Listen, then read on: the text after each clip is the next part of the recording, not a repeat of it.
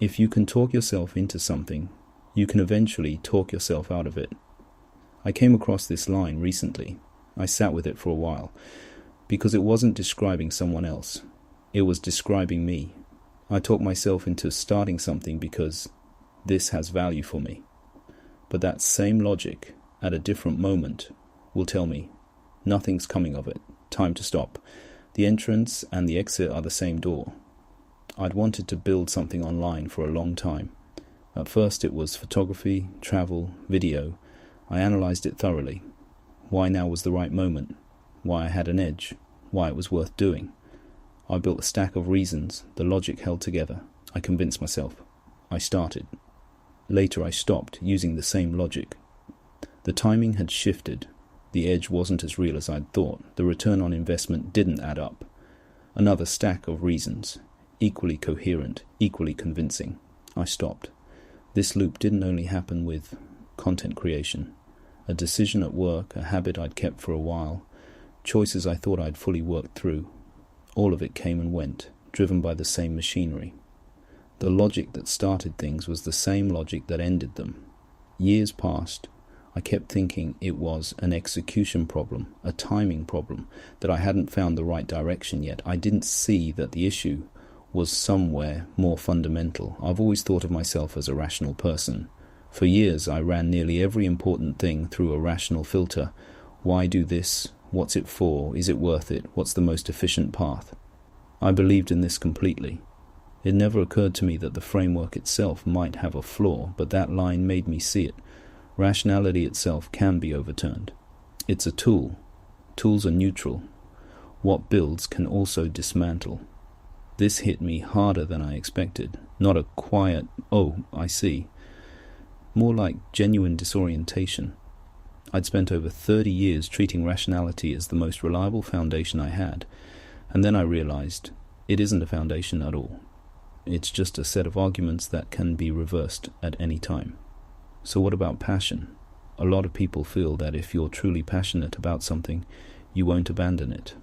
Passion seems different from rationality. Deeper, more instinctive. Not the kind of thing logic can dismantle, but passion fades too.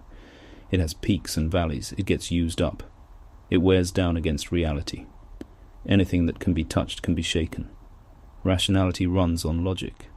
Passion runs on state of mind. Neither is stable. I got stuck here for a while. If neither holds, what actually does? I didn't know. I'm still not entirely sure such a thing exists. I thought about it for a long time and couldn't find a good name for it. Or rather, I slowly came to feel that it doesn't need one. I'd rather describe it in plain, clumsy terms. The feeling of, I don't know why, but I have to do this. It doesn't need a reason. Not, I'm doing this because it has value. Not, I'm doing this because I feel good today. Just doing it. Hard to explain. Hard to stop. That hard to explain isn't a weakness. It's precisely what makes it stable. Because rationality and passion can't reach it. It doesn't exist on the same plane.